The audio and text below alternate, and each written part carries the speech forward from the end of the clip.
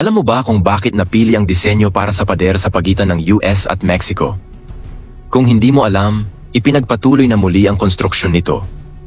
Tulad ng nakita mo na siguro, ang pader ay kadalasang binubuo ng mga patayong panel ng metal slat na nakabaon ng malalim sa pundasyong konkreto. Pero bakit ito ang napiling disenyo? Ang disenyo ng patayong metal slat para sa pader ay pinili dahil sa ilang dahilan. Ang disenyo na ito ay nagbibigay daan para sa kakayahang makita sa kabilang panig na tumutulong sa mga Border Patrol agent na mabantayan ang mga aktibidad sa kabilang panig na mahalaga para sa maagang pagtukoy at mabilis na pagtugon sa mga hindi autorisadong pagtawid. Ang mga metal slat ay gawa sa matitibay na materyales na nagbibigay ng isang matibay na harang na mahirap akyatin o sirain. Ang espasyo sa pagitan ng mga slat ay nagpapahintulot din ng daloy ng hangin at binabawasan ang resistensya ng hangin na nagpapahusay sa katatagan ng istruktura ng pader.